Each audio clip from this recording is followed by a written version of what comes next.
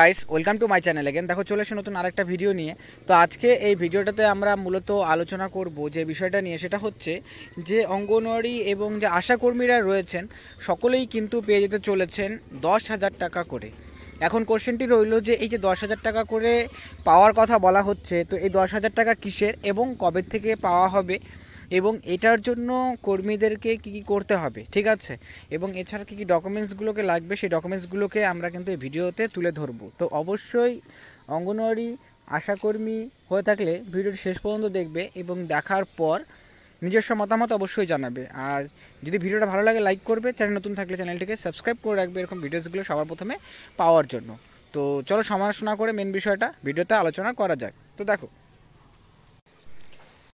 So প্রথমত যে বিষয়টা উঠে আসছে সেটা হচ্ছে যে এই 10,000 টাকাটা কিসের টাকা দেওয়া বলা হচ্ছে, ঠিক আছে। তো এই 10,000 টাকাটা কিন্তু তোমাদের যে স্মার্টফোনে দেওয়ার কথা বলা হয়েছিল সেই স্মার্টফোনেরই কিন্তু তোমাদের এখানটায় বলা হচ্ছে, ঠিক আছে। এখন এই যে স্মার্টফোনের জন্য তোমরা অলরেডি জানো এই বিষয়টা, যে প্রথমত 8,000 টাকা করে বলা হয়েছিল যে দেওয়া হবে, কিন্তু পরবর্তী সময় আমরা দেখতে পাই যে এই যে 8,000 টাকা করে, যেহেতু এখন কোনো স্মার্টফোন মানে করো তেমন স্মার্টফোন পাওয়া যাচ্ছে না যেটাতে মনে করো কর্মীদের কাজ করতে হবে, তো পরবর্তী সময় সেই প্রাইসটাকে সরকারিভাবে রিভাইজ করে দেওয়া হয়। রিভাইজ বলতে কি এখানটাতে বাড়িয়ে দেওয়া হয় এবং বাড়িয়ে কিন্তু সেই জায়গাতে 10,000 টাকা করে করা হয়, ঠিক আছে।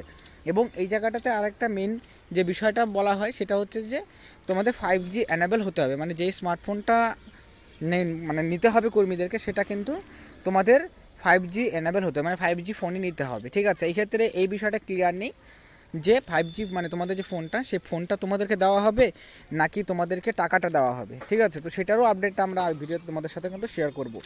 তো দেখো, প্রথমত যে বিষয়টা বলছি যে এটা কিন্তু নভেম্বর মাস, তো নভেম্বর মাসে কিন্তু এটা নিয়ে এখনও পর্যন্ত কোনো আপডেট নেই যে নভেম্বর মাসে তোমাদেরকে এই টাকাটা দেওয়া হবে। তো এই ক্ষেত্রে কবে দেওয়া হতে পারে, তো দেখো তোমাদের এই স্মার্টফোনের টাকা পেতে পেতে সম্ভবত তোমাদের কিন্তু মার্চ মাস পর্যন্ত কিন্তু মানে ফেব্রুয়ারি মার্চ কিন্তু তোমাদের সময় লাগতে পারে, ঠিক আছে।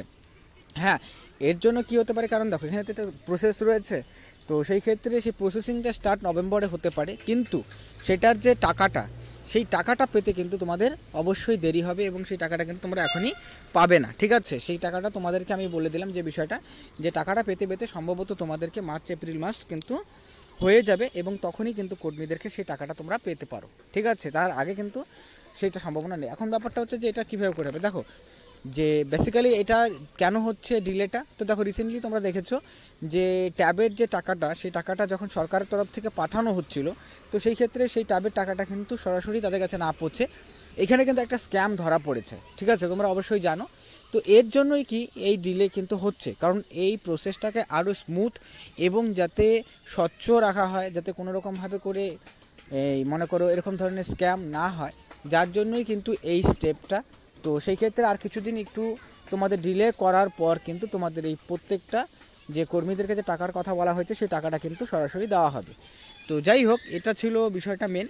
আর এই ক্ষেত্রে কি যাদের মনে করো আধার কার্ড ভোটার কার্ড এইগুলোও কিন্তু সাবমিট করতে লাগতে পারে, যেটা এখনও পর্যন্ত জানা যাচ্ছে, বাট সেটা নিয়ে এখনও পর্যন্ত ক্লিয়ারিটি আসেনি যে স্মার্টফোনের জন্য নতুন করে আবার কোনো রকম ফর্ম ফিল আপ করতে হবে নাকি, বা কোনো ফর্ম জমা করতে হবে নাকি, বা তার সেক্ষেত্রে ব্যাংকের অ্যাকাউন্টও মনে করো তোমার দিতে লাগতে পারে। তো এরকম ধরনের আপডেট এখনও পর্যন্ত আসেনি, বাট এটা হওয়ার সম্ভাবনাটা কিন্তু থাকে। তো এই ক্ষেত্রে যদি তোমাদের আধার কার্ড ভোটার কার্ডে যদি কোনো রকম বা ব্যাংকের বইয়ে নাম বা তোমাদের সারনেম যদি কোনো রকম মিস্টেক থাকে তাহলে পরে সেগুলোকে কিন্তু তোমরা অবশ্যই ঠিক করে নিবে, নাহলে পরে কিন্তু সেই জায়গাতেও কিন্তু